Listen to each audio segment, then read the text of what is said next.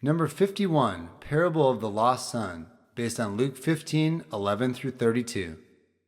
Once there was a loving father who lived on a beautiful farm with his two sons. Love you, Dad. They had fields full of crops, lots of animals, and many servants who helped them. The father loved both his sons very much and took wonderful care of them. One day, the younger son came to his father with a surprising request. He said, "Father, I don't want to wait until you're old. I want my share of the family money now." This made the father very sad because he knew his son wanted to leave home. But because he loved his son, the father divided up his money and gave the younger son his share. The young son packed his bags with his new clothes and money.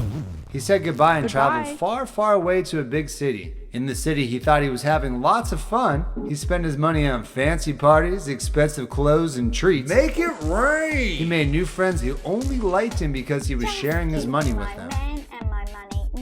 But soon, all his money was gone. I'm broke. His new friends didn't want to play with him anymore. Then something even worse happened. There wasn't enough food in the city for everyone. The young son became so hungry that he had to get a job feeding pigs on a dirty farm. He was so hungry that even the pigs' food started to look tasty. One day while sitting with the pigs, he started thinking about home.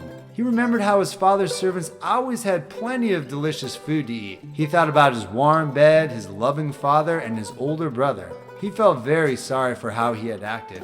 "I'll go home," he decided. "I'll tell my father I'm really sorry. I'll say, 'Father, I was wrong to leave. I don't deserve to be your son anymore, but please let me work as one of your servants.'" So he began the long walk home. His shoes were worn out, his clothes were ragged, and he was very dirty. But as he got close to his father's farm, something amazing happened. His father, who had been watching the road every day hoping his son would return, saw him coming from far away. With tears of joy in his eyes, the father ran as fast as he could to meet his son. He threw his arms around him and gave him the biggest hug ever, not caring that his son was dirty and smelly. The son started to say how sorry he was, but his father was too excited to listen. He called to his servants, "Quick, bring my son the best robe in the house. Put a ring on his finger and new sandals on his feet. Get ready for the biggest party we've ever had. My son who was lost has come home."